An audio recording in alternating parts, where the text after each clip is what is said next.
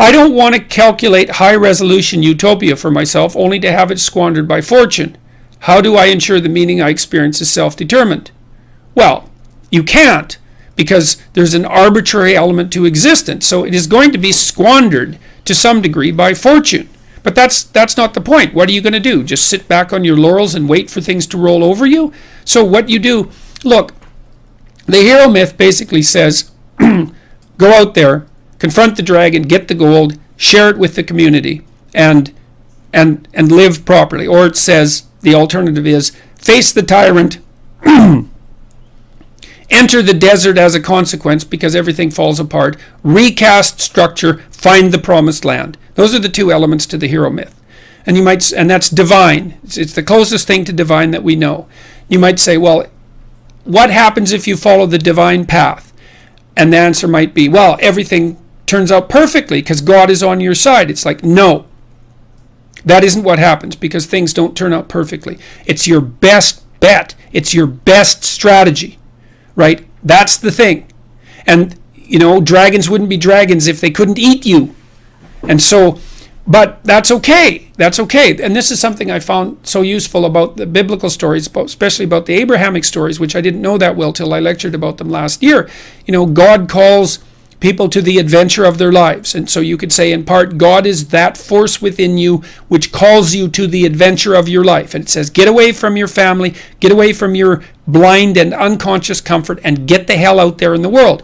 Well, God calls Abraham out from his fathers, where he stayed far too long, and from his kin, where it's secure. And like the first thing he encounters is a famine, and then he encounters a tyranny inhabited by people who want to steal his wife. It's like you think, well, Abraham should have just stayed in bed and ignored God, obviously.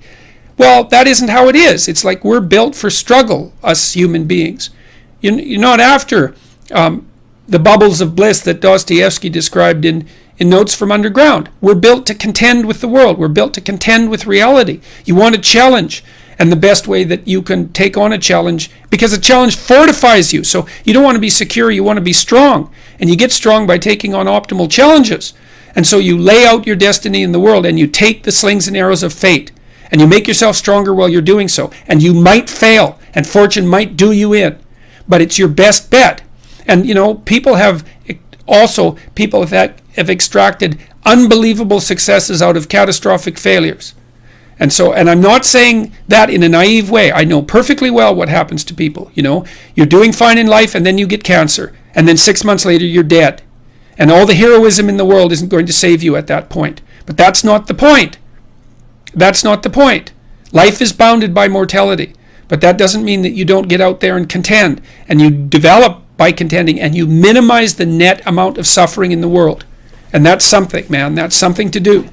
So it beats laying in your basement and getting bitter and then doing the terrible things that bitter people do.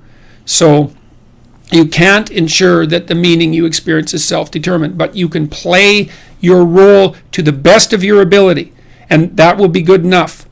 And that will be good enough. That meaning, the meaning that you'll find in that, I believe, is sufficient to be sustaining, and perhaps even sustaining through the flood.